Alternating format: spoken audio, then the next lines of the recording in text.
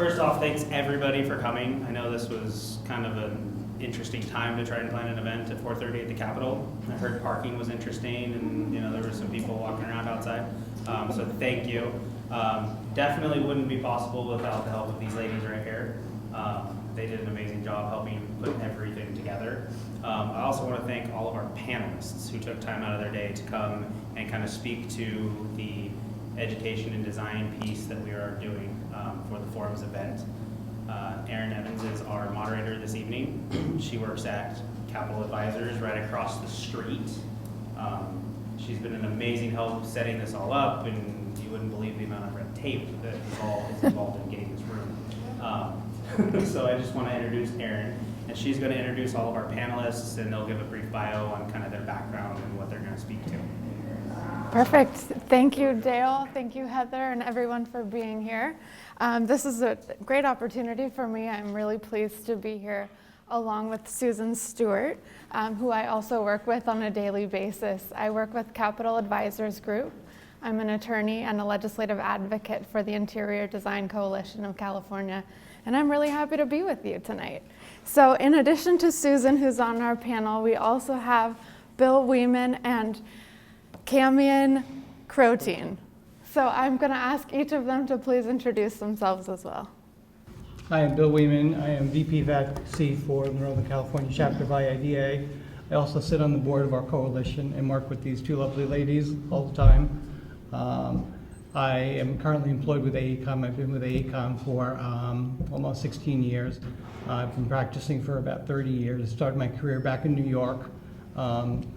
Followed that up 12 years in Phoenix, Arizona, and I've been in California for almost 4 now. I've done mostly corporate commercial. Since I've been here in California, I've had the pleasure of working on correctional healthcare facilities. Hi, I'm Susan Stewart. I'm a partner at Capital Advisors, and I've been in this industry for 30 years, and I actually got my start in the political arena in the Capitol as a chief of staff for an assembly member, and enjoyed that thoroughly, and then got recruited into the lobbying community. I had my own firm for 20 years. I represented numerous clients and a lot of clients in the building industry. So I work a lot in California Code, Green Code, International Building Code, and I've traveled around the country on the International Building Code circuit for a while. And I got into this working with the interior designers through someone who was with ASID National, and we had worked together on a sound decibel issue for buildings back in Washington, D.C. And when he felt they needed a lobbyist out in California, he remembered me, sought me out, and I've been working now for the interior design industry for about 3 years. And it's just a pleasure to be here tonight. Good evening, I'm Camion, and I also have been in the interior design industry working as an interior designer for almost 30 years. And I have worked for several different furniture dealerships, the federal government, and architectural firms as well. And right now I'm with HGA Architects and Engineers. And my primary area of practice currently is healthcare design.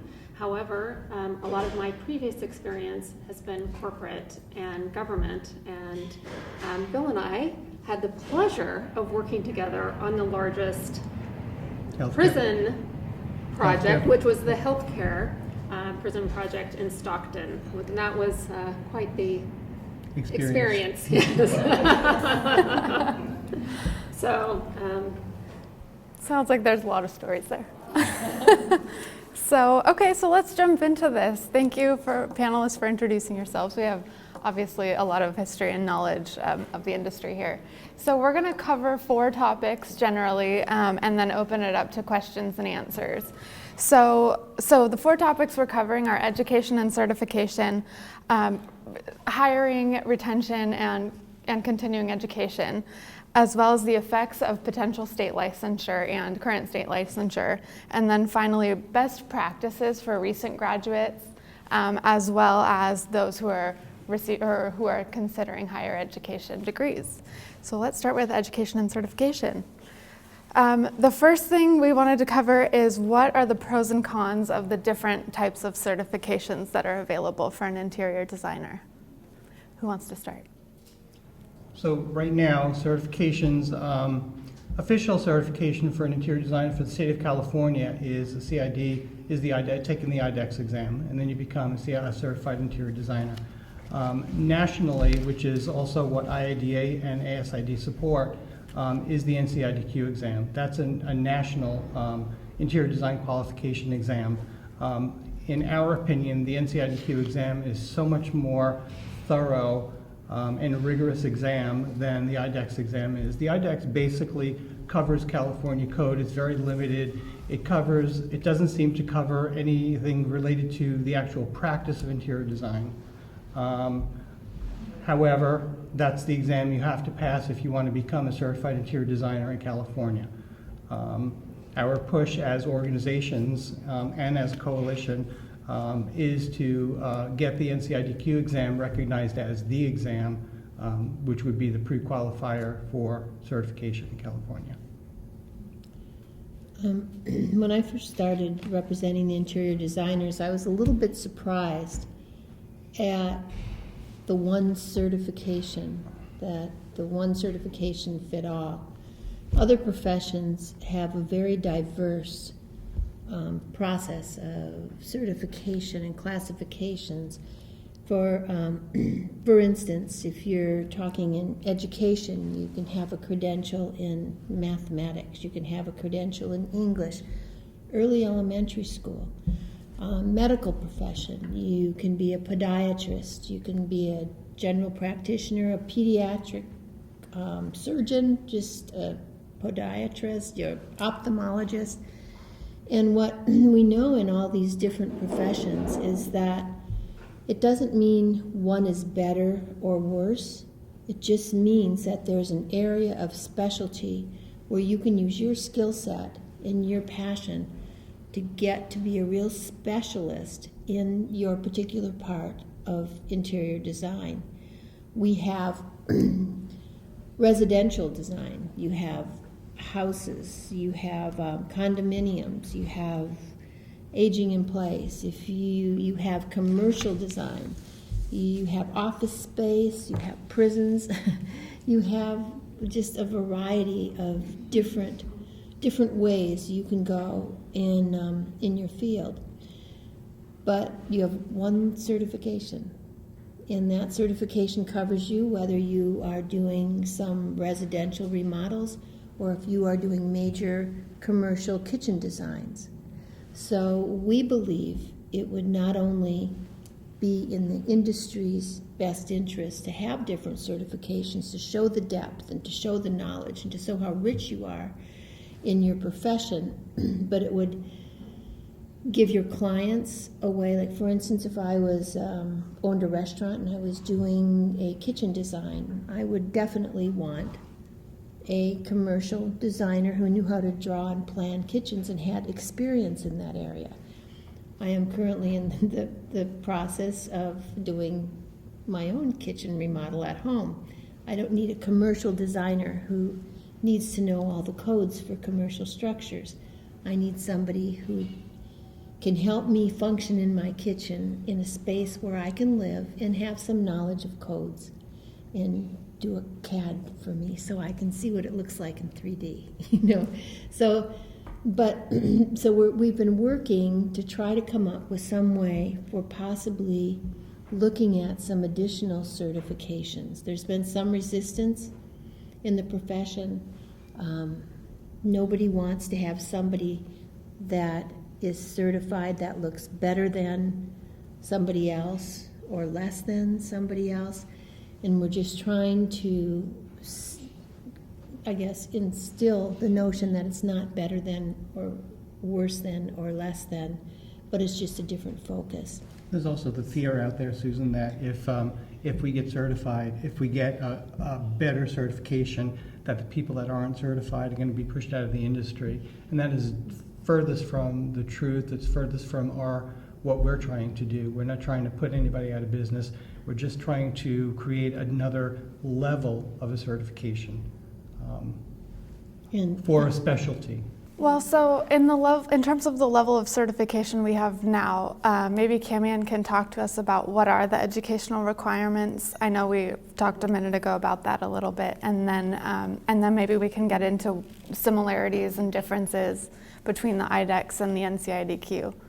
Well, I did want to mention one thing in regards to the NCIDQ as well, and that every other state and territory that requires an exam for licensure, certification, or registration, they all require NCIDQ.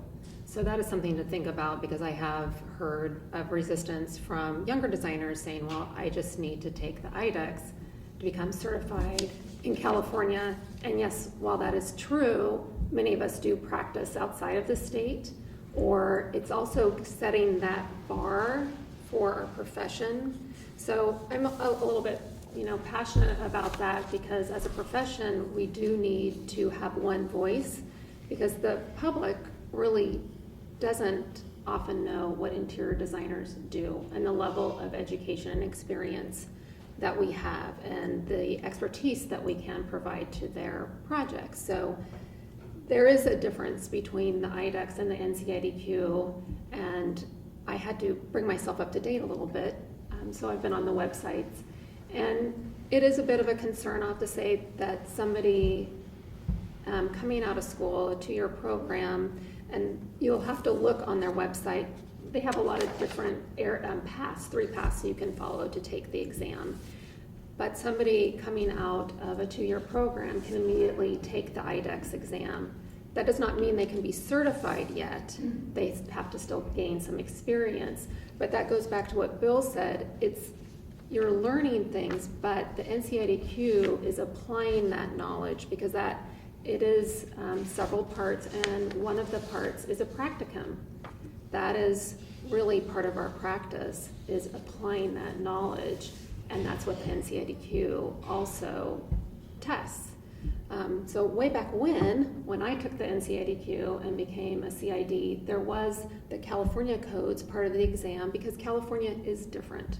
We do have more codes that we have to follow in regards to seismic, some of our Title 24, etc. So I think that is a fair thing to do for California, to make sure that we understand our own state's codes. So. And there are other states that also have Yes. a small supplemental exam for certification, which we believe would be just that, studying, testing for the California specific codes. So for the NCIDQ, it does require a combination, as most of you know, of education and also experience to take it. So you can't come right out of school and take the exam. You have to have a certain level of experience, and that experience needs to be under a licensed or certified professional. That can be an architect or an interior designer. That is not the case with the IDEX. Somebody with purely a diversified level of interior design experience, I'm not sure how they quantify that, can take the exam, and they do not need to be practicing or gaining that experience with a knowledgeable professional. Thank you. So unless anyone else has anything to add, let's steer now over to what professionals are looking for. So first, let's cover what is the value to employers of continuing education? Well, the first obvious one is you're keeping up on current, what is current. I mean, we all know that building codes are constantly changing. I mean, every year they come out with updates. So a continuing education policy is very good, and that's what employers are looking for. They're looking for you to be, up to date on it. Great, you're a college grad, you've been here for 30 years, but, do you know what's going on now, type of thing. So you have to keep current on what's out there. Same thing, I mean, building codes is the most basic, but it's the same thing with everything else. But products, are current out there. Everything else, keeping up to date with what's out there now. So is it fair to say that once one has a certification, then you have to maintain that certification by doing the Absolutely. continuing education? And employers, it sounds like, are I'm totally on looking board for with that. Mhm. Anyone else have any other thoughts? I don't think there's too much to add to it. It's part of the requirement of being a professional, staying up to date. And really in any profession, Yes. right? I mean, Yes. in the vast majority of professions, there's some sort of continuing education requirements. Okay, so we were just talking about the value of certification and continuing education units, and it sounds like there's kind of a consensus that that's important to this profession as well as most other professions. Okay, so we started talking a little bit about state licensure a few minutes ago, but I hope we can continue that discussion, talking first about California regulations and how they may or may not exclude certified designers from practicing in environments where where the building codes require a stamp, a registered professional stamp, and your thoughts on that. Well, I can start, and then you can jump in with all the legalities there. But the major difference in California is that we don't have a state-regulated certification board. Our certification board is an independent board. So even if you get certified in California, they do not have the authority to make every municipality across the state adhere to our certification. So right now, when you get certified, we do get a stamp. You do have the right to stamp your drawings and submit them to the building departments. Varies drastically across the country. I know people up here in Central California that can get building plans through the building department. I know people down in LA who own their own interior design firm, but they have to hire a registered architect on their staff to stamp the drawings because the building departments down there will not accept our stamp. So that's really the big problem that we have, the big issue that we're trying to overcome here. And there's a difference in certifications and licensure. And you can't be licensed. Most 27 other states, I believe, have the RID, which is a registered interior designer, which means licensing. And you have to have, as Bill said, a state-approved and authorized board to come up with your license and to come up with your registration.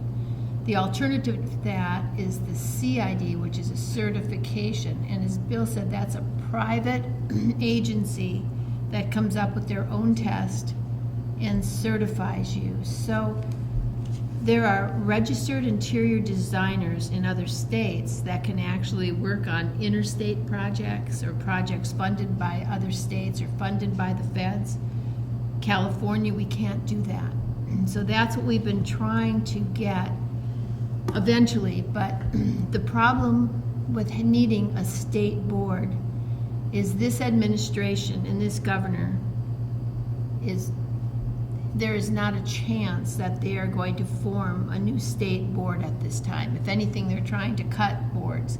So the only way we do this would be to piggyback onto another board that already exists. The most likely board would be the Architectural Review Board because the job descriptions are similar. But how many here were aware of what happened with AB 2192 last year? There was a bill introduced by the architects that would have created an architectural peer review process.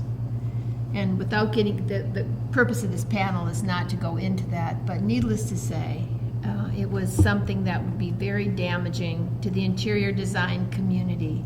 It would have allowed this streamlined process for review of plans in areas they don't usually work, in some of the residential spaces, where they would come in and be able to do it more quickly and probably less expensively because of the review and approvals than an interior designer. So this actually last year was a horrible bill, but it was a place where the entire interior design community could coalesce, come together, and I have never seen such a grassroots effort as there is in your community. Did anybody here write a letter last year?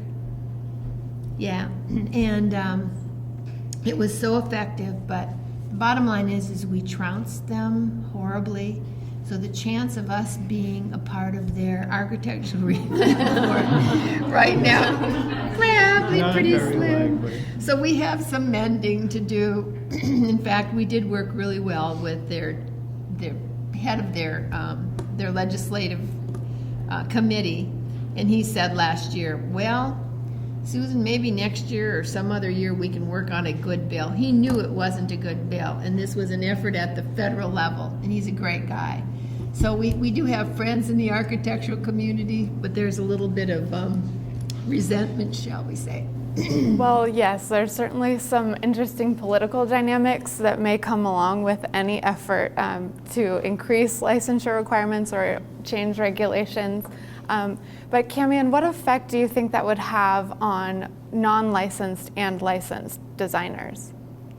Well, there's a lot of non-licensed designers across the board, as far as even in the architectural community.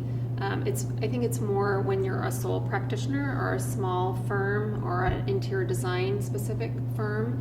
And right now, a lot of the work is in renovation and TI. So having that opportunity to use your stamp is pretty important to a lot of those businesses. But there's obviously a lot of designers, both on the architectural design and interior design, who do work with licensed or certified professionals who are able to work. So as I think was mentioned earlier, it's some of the smaller businesses that it impacts more when you're not able to stamp and get it through a building permit process. And I think that's been an issue from the beginning, is what you mentioned, adding another state-run board. That's been the issue from the very beginning when certified interior designers became part of California. So and the stamp has always been an issue. As you mentioned, that we have allies in the architectural community and some that are not allies. So I think it's a process.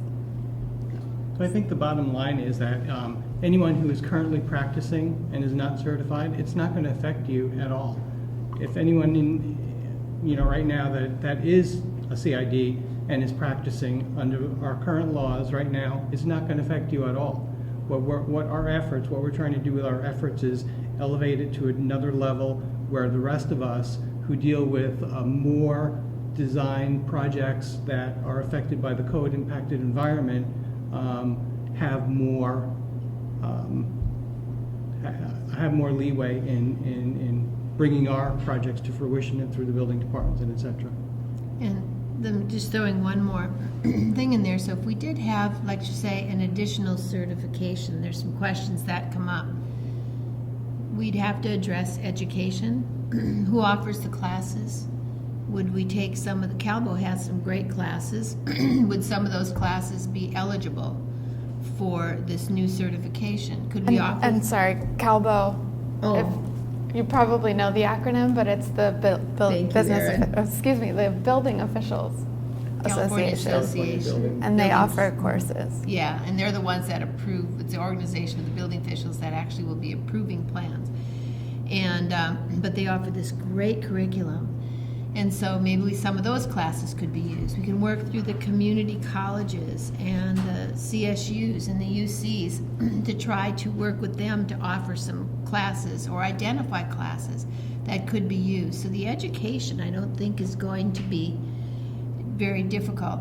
The exam, I think there's just no question, the NCIDQ would be a wonderful addition to a certification. I think, as Bill was saying, some of the failures in the past have been trying to change the requirements of the CID, and people were resisting, saying, I don't want to pay the money, I don't want to take the time, I'm already very successful doing what I want to do, why should I have to change what I'm doing when something's working so well? So now I think the basic requirement would be the CID, because the IDEX does test California codes. Then the other requirements would be above and beyond that. So you'd take the NCIDQ in addition to that. And then some experience requirements are already inherent in the NCIDQ. So I think, that structure could come into place pretty easily. And then the question is, who actually certifies? And, who is the agency? Is it CCIDC? Do we get them to come up with another additional certification? That would be the most likely place. So we're still looking at who would actually do that certification. So there's some questions, but I think the more we talk about this and get input, I think it's coming together, and there's some kind of obvious answers that would be real solutions. So Susan or either of our other panelists, do you see any industry-wide differences that another level of certification would have on the entire industry? Well, there are some other certifications already in place. There's kitchen and There's bath. the Yeah, there's kitchen kitchen and and bath. There's also, because healthcare is that much, a little bit more technical, there is the American Academy of Interior Design Council. So that is an additional, something like what you were just mentioning. So it's an additional certification. You already have to have the NCIDQ for that, but there's a certain amount of healthcare specific project experience that you have to have. So that just shows that extra level of differentiation and your expertise within that marketplace. So I think what's been mentioned before is that the NCIDQ does test a particular level and process that we all go through as interior designers, but there are many different markets and not everyone could be an expert in there. There's hospitality, there's residential, there's project management or facility management, there's healthcare, there's corporate, commercial. So there are many different ones, and I think originally a lot of people were saying, I'm a generalist. It's very challenging to be a generalist. I don't think you can know all of the markets equally well.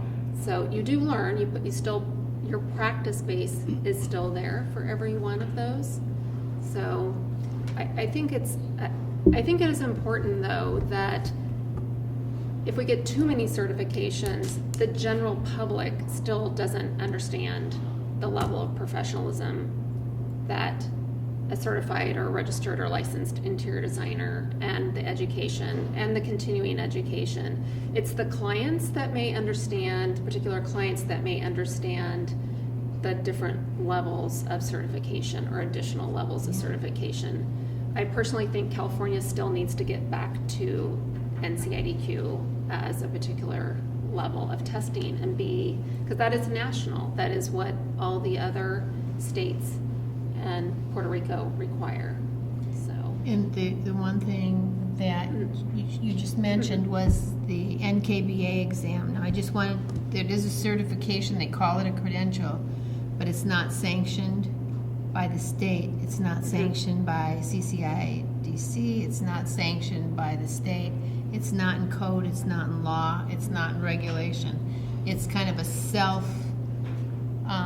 certification. So, and that could be another option. That could be something that, I know this additional certification we're talking about could be something that isn't sanctioned immediately until we can get an environment where we would put that into code. But that would take, and I can't say enough how important this is, we need to get the interior design profession together. When we were doing the code authorization bill a few years ago, I have never seen anything like this in my 30 years of experience. We went in and I heard, oh gee, we just want to make sure that stamped drawings are accepted by all building offices. And we thought, well, that's fair. And we'd start going in, and every faction of the interior design community had a different amendment for this bill, and there was anger, and there were arguments in meetings, and people, I mean, in fact, the chief staff that we worked with on that bill said to me, Susan, you're not going to get anything until your guys get their act together. And so that's what we've really been working on, and part of this, just talking to the group, trying to educate people and say nobody's trying to threaten what you're doing now, because that was the biggest concern.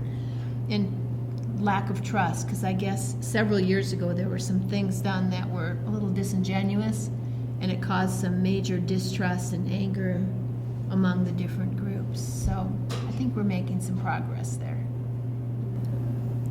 Good. Okay. So best practices for people coming right out with their degrees or considering seeking higher education. Does anyone have any advice?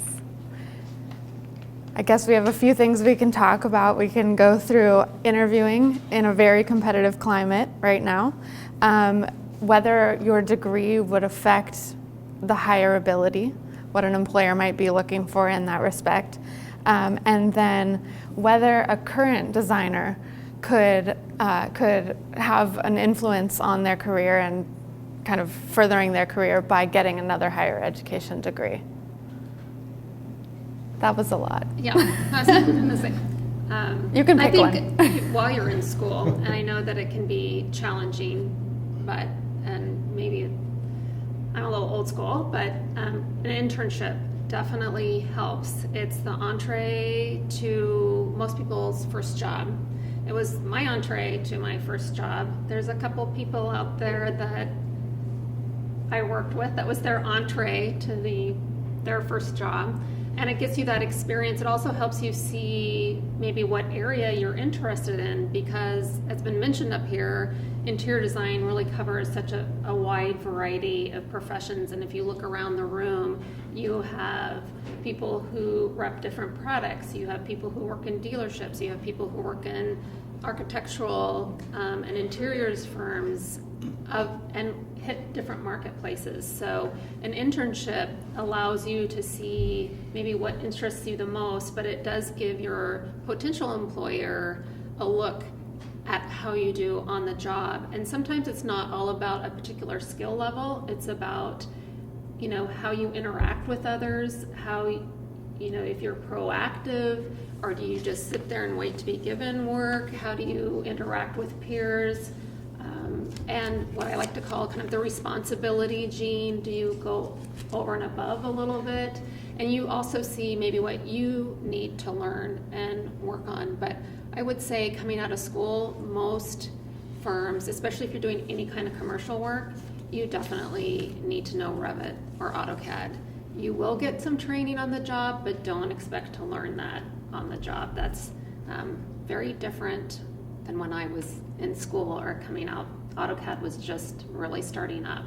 So, but that is our tool, but there's so much more experience that needs to come with, again, application. So that would be my biggest piece of advice before you even hit the interviewing is get an internship. I like the responsibility, Jane. That's a great phrase and easy to remember. In my experience, adaptability is a big thing with employers right now, because our markets are always in flux and they're always changing. Employers are looking for you to be as adaptable as possible. And just like Camion, I have been in many facets of the industry. I spent some time in a couple of furniture dealerships.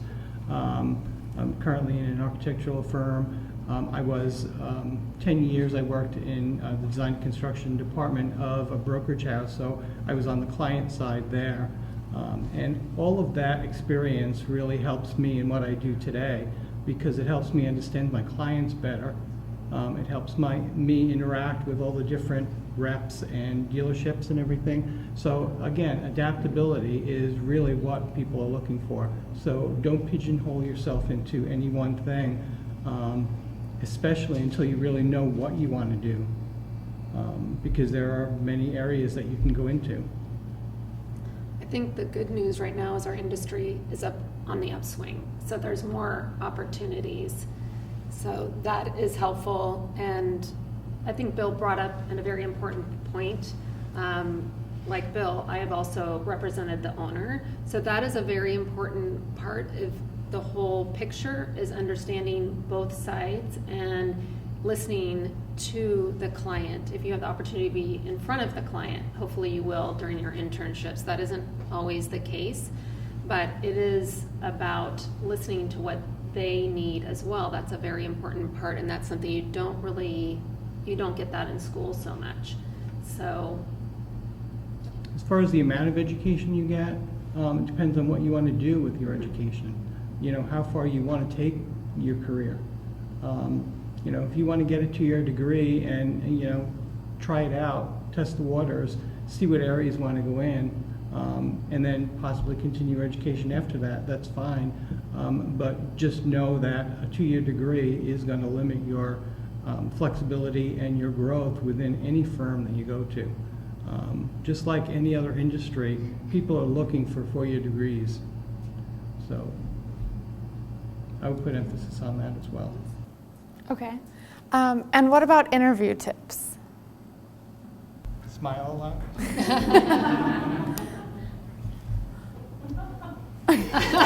So far, so good. Be honest. That is I a guess, good one. You know, be honest. Don't try to oversell yourself, because that, you know, we'll know, and try not to be fearful, because we're all people. We've all been in that. We get to go to interviews with our clients, so you know, we get to be in your shoes often as well with interviews. So put your best foot forward. Be on time. I would say I have seen some not research the potential employer, or even during a interview for an internship. Look up the website. Everyone has a website. Learn about them so you know what they do. Please do not ask me, well, what kinds of interior designer clients do you have? You should know that. Be prepared, you know. So that is always kind of surprising to me when somebody comes in looking, especially for an internship, and doesn't know about the firm, at least at a minimum level. So That's a great point, Camion. You know, the worst thing that you could do is go into an interview for a firm, and in preparation of that, tailor your portfolio to what you want to do, you know, corporate commercial or retail or whatever, and you're sitting there in the interview and you haven't done your research, and this firm doesn't do that work at all. You know, so you really want to tailor what you're presenting, how you're presenting yourself, and tailor that as a target to the client, to the potential employer.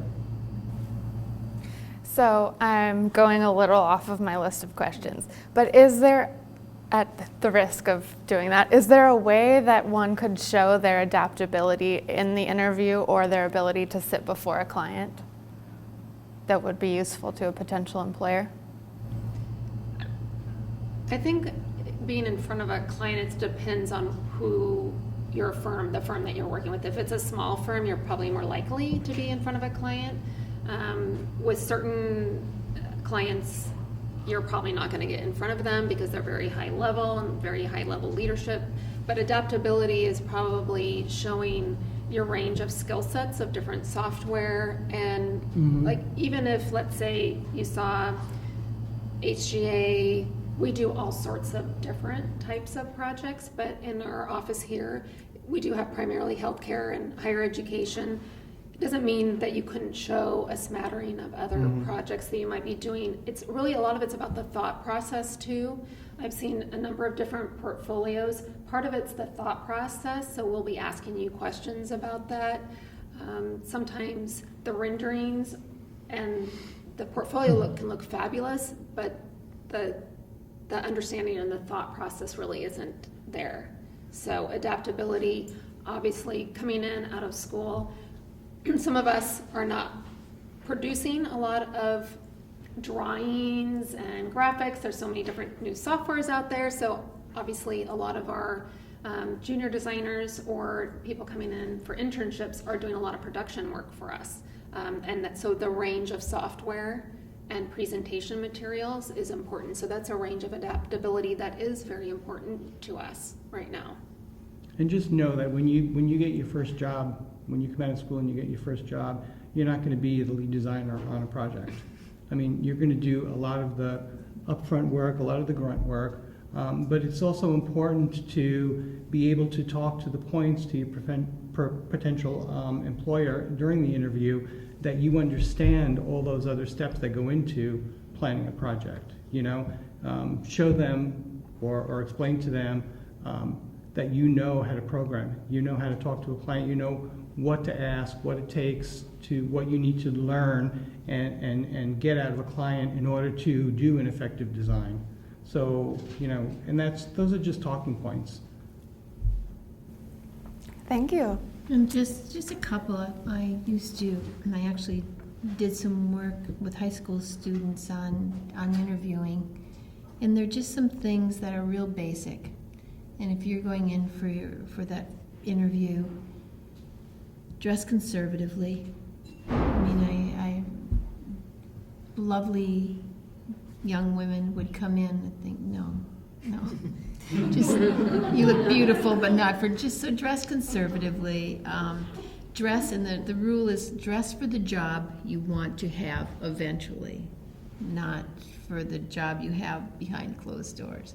If you have something in your past that you know you have to bring up that is not positive, think through it ahead of time. There's a rule, the 3 S's. You sin, you sell, you repent. Oops, SSR. And so you admit what you did wrong, the sin. You say, yeah, I really was in a bad stage. I did something I wasn't really thinking. Then you sell. I've grown so much. I learned a lot of that. And you let them know that how you really regret what you did at that point. And so many people have this one thing in either school or something that they have to disclose, but you actually look more appealing when you can present yourself as someone who has learned from your experience and growing. So don't be afraid of those things. And I mean, I could go through a million of these, but that's not the purpose of this. But That'll be the one question that really throws you off in an interview. And I've been in so many interviews where they just come right out and say, so what have you screwed up? And how did you propose to fix it? exactly. Wow. So be prepared. That's Be rough. prepared for that one, and it comes up more than you think. And like I said, but just admit it. And the other thing is, what is your biggest weakness? I've had many occasions, and part of this, and it is a little bit true for me, I tend to be a workaholic. That's a good fault to have when somebody's. So I've probably used that on my interview with you. so it's you know, So just you're all workaholics. so just think of Work too something hard. that could also be an asset. But it, you know, so come up with some things to but be prepared and smile and try to be as relaxed as you can. The other thing I've seen too, because we'd do mock interviews, we'd offer them a drink, and then we'd, you know, like a cup of coffee or water or something, and we'd have no place for them to put it because we wanted to see how they would handle. She didn't do that to me. That's me. But it was just to kind of show them, you know, just don't take a drink, or you know, or they offer you an ashtray. but anyway, it's just things like that. Think through it, and there are all kinds of places on you have so many resources with the internet now too. Just the 10 most difficult questions in a job interview. You can Google that and find out what they are. But go in prepared. It's going to make you feel so much more relaxed and do such a better job. So we've covered a whole lot of ground. We started with education, we ended with interviewing, and we did licensure in the middle and certification. So I think we can open it up to questions now. It's kind of informal. If anybody has a question, shout it out. I have a question. Please. So thinking back to when the NCIDQ was the test for California, what happened that the IDEX then became, I mean, it wasn't that long ago, but I can't even remember. Why did that happen? You know, what happened in legislature that we lost that battle, so to speak? I don't think it was anything that happened in legislature. I think it was whatever happened on the independent certification board.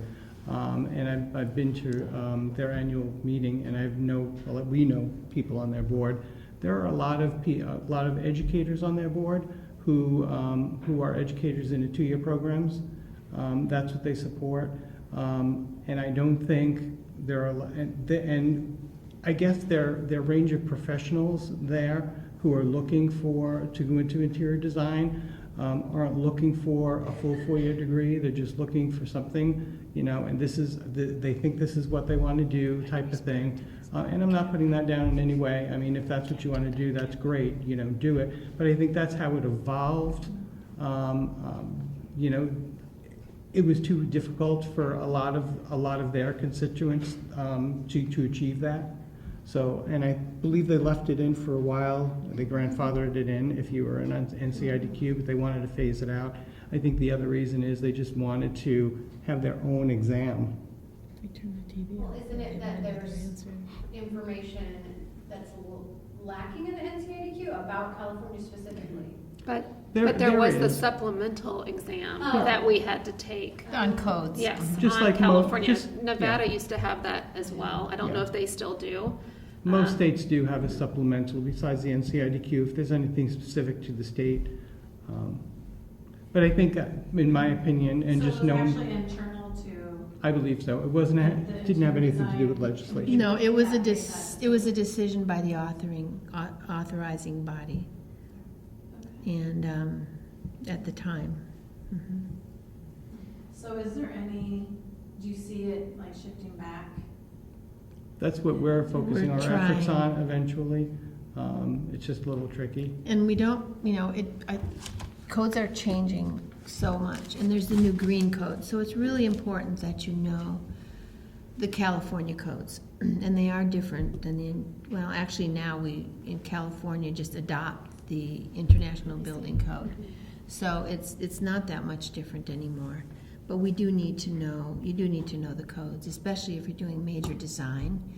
And, though interior designers can't draw anything structural or seismic, there's still a lot of codes you need to know as far as a bearing wall and what you can do to put a window in a bearing wall. And so they're just things that you should be aware of that I think the IDEX is very valuable. That's why I think we're looking at the IDEX as a base, and then if you want to do a different level of certification, the NCIDQ would be part of that additional certification.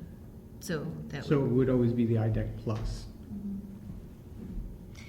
One thing I'd like to say to you as a group too, what makes a profession powerful and what gives it life and distributes knowledge and assists you is involvement. I would really encourage all of you to get very involved with your local chapters and just start taking a leadership role. It really would benefit you and benefit the profession, especially right now. And the problem with the legislature too is they need to know, we've spent a lot of time, Aaron and I, some of the leadership of IDCC, to just educate the legislature and decision makers. And you wouldn't believe sometimes how little knowledge they have. One of them used pillow fluffers. Why would we care about pillow fluffers?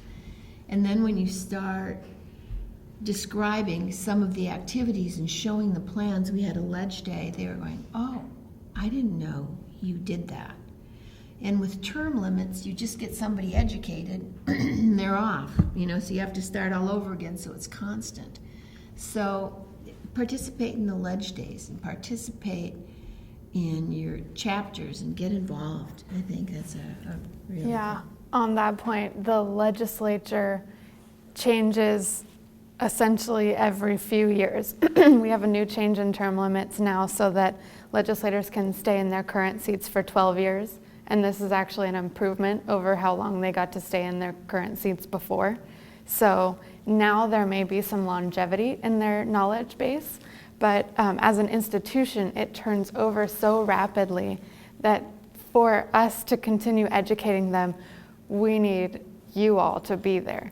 We handed out plans, and Bill was there. We handed out plans, and Bill sort of described them, as did the other participants, and explained what it is you all do every day. And we got these looks like, oh, wow, this is really complicated. And wow, they really know what they're doing. And we said, yes, they do. It's really impressive when every profession that wants to make any sort of legislative change or have an influence on what the state does, every profession has to spend that time educating their legislatures. And so I would also encourage you to participate as much as possible. It's also fun. We have a good time. And whether it's going to affect you or not, whether you're interested in getting licensed or not. Absolutely.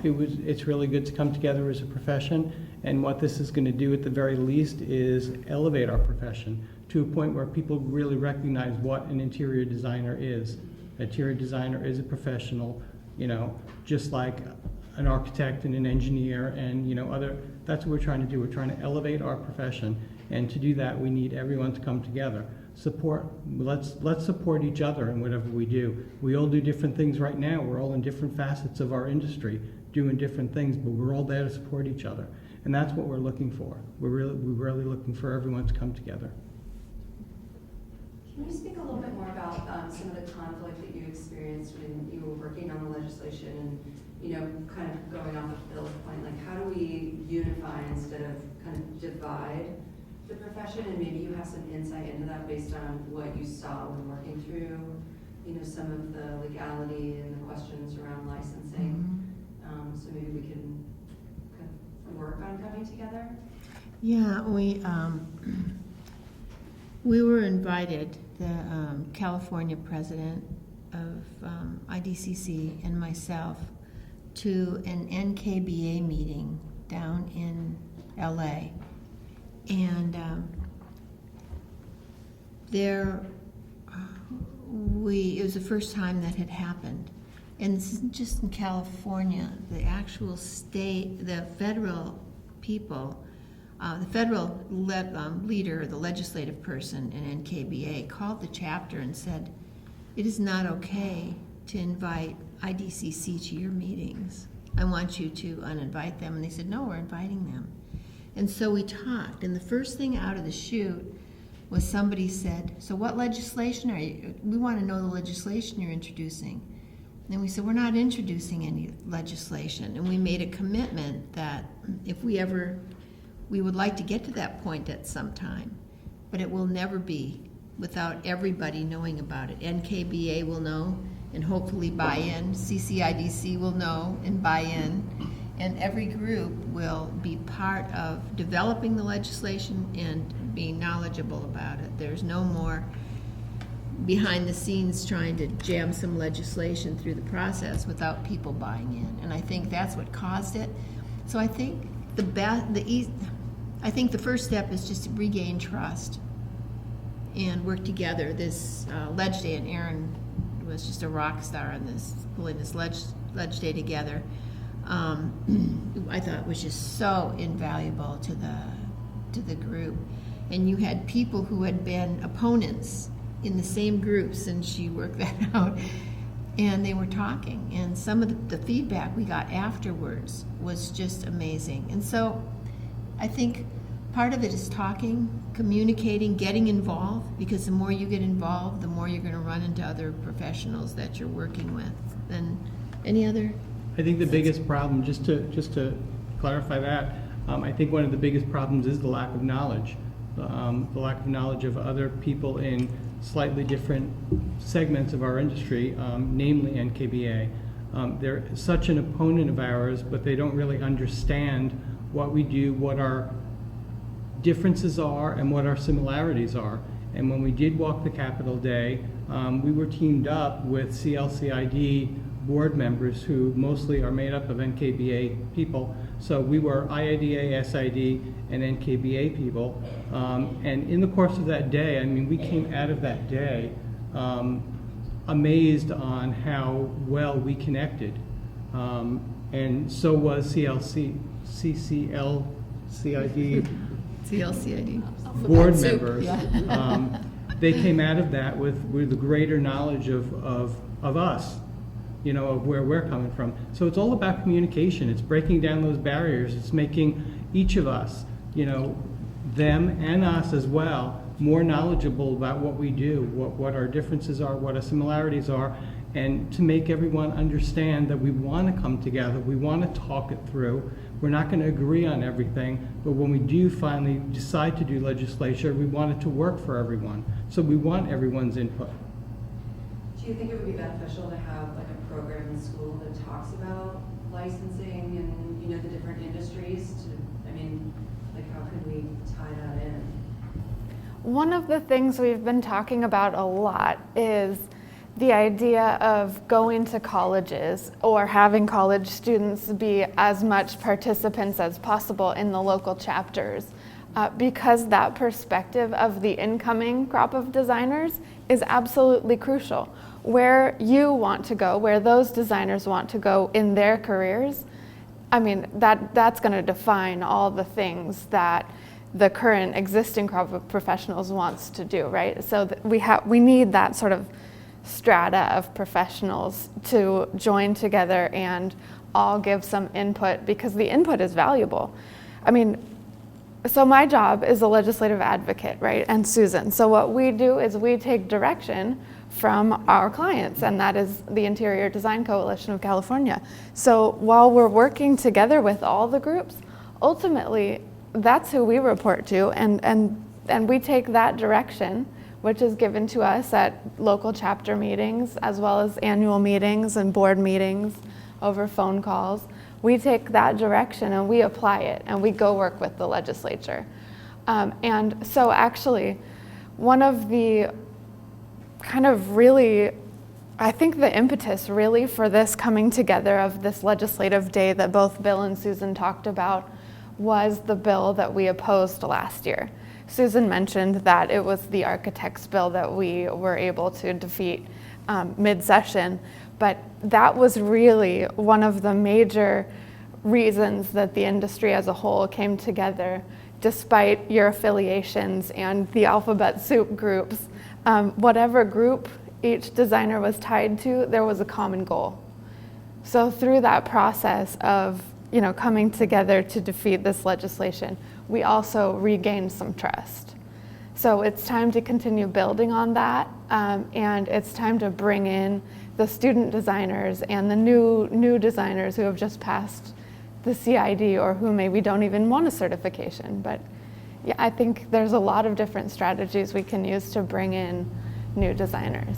Were any of you, when you went through school, part of a student group, interior design group? Mm-hmm. Oh, good. Mm-hmm. Yay. All right. Super. I think, Susan, for your information, I think our chapter of IIDA does student affairs better than most chapters across the country. Great. And we're still building on that.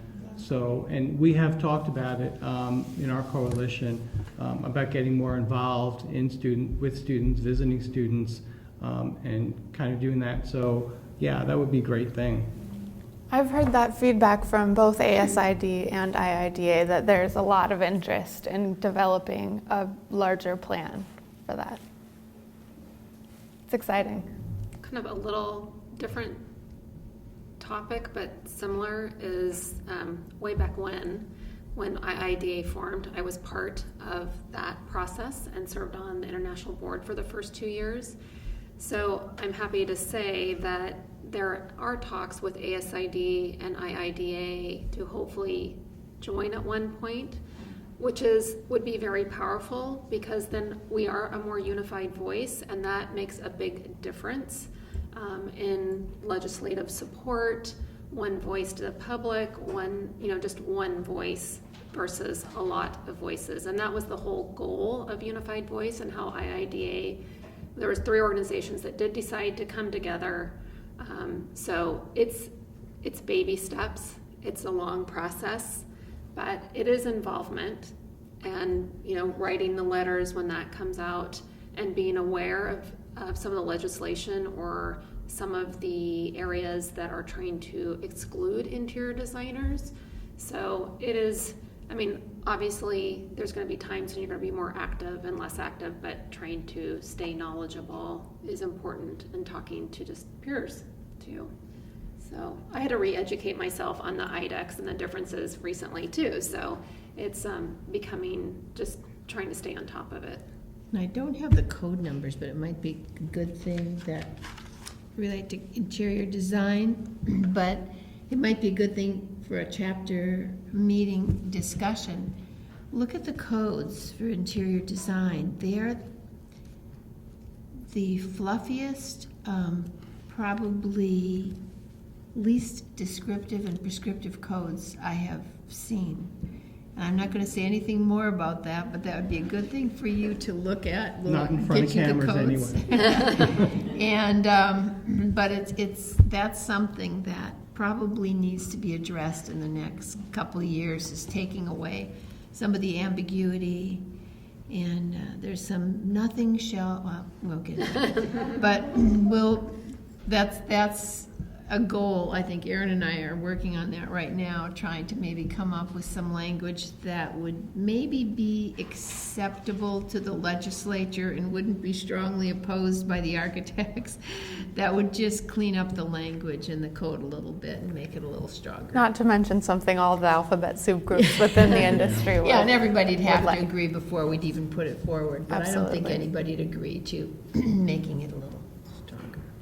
So. Other questions? Is there any value to getting any type of contracting license as a designer? Like, say, as far as even general contracting license? So I've worked with a lot of contractors, like there's a gap. They feel like, we're just designers, we don't know what goes into actually building something, or they'll kind of belittle it saying, what do you so is there any? That's actually their ignorance. I mean, part of our education, our experience, and our on-the-job experience is to know and understand construction. So that's part of their ignorance. Is there value in getting a contractor's license? I believe with a contractor's license, you can get plans through the building departments more easily.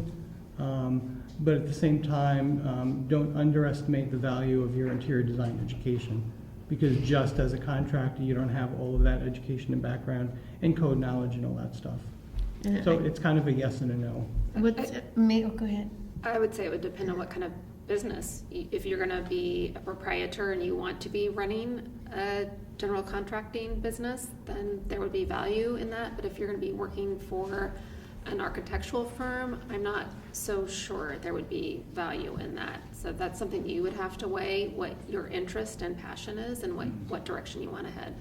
And the contractors are really good at structural and figuring out how to get that skeleton to work best for you. But it's the interior designer who can, if you're talking residential, help you live in that space and create a space where you are going to love to be there.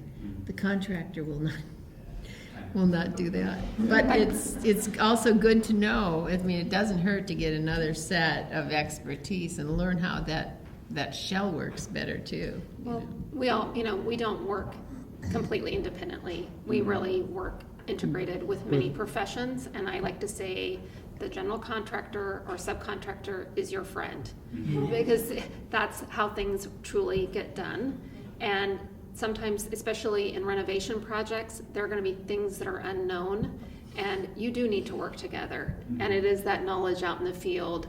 And if they have the perception to begin with that you don't know what you're talking about, by the end, they will be a proponent of your expertise. What I've noticed too is that there's some contractors who have specific designers they like to work with, and that there's some designers they will not work with, and vice versa. I know that they really like it when you talk installation with them. Like I thought about getting a tile installation or flooring installation license, just to be able to talk to them on a level of installation, and like what's practical and how to install. But I don't really need a license to understand, so I don't think I didn't know if I was.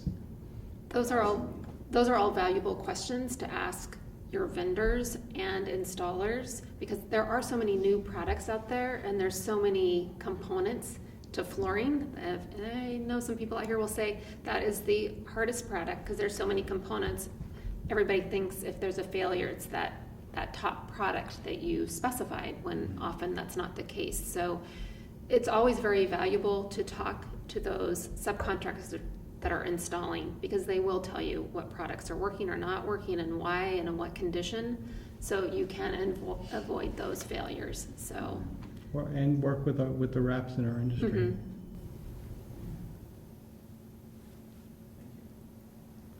Any other questions? Okay. Well, thank you all for being here.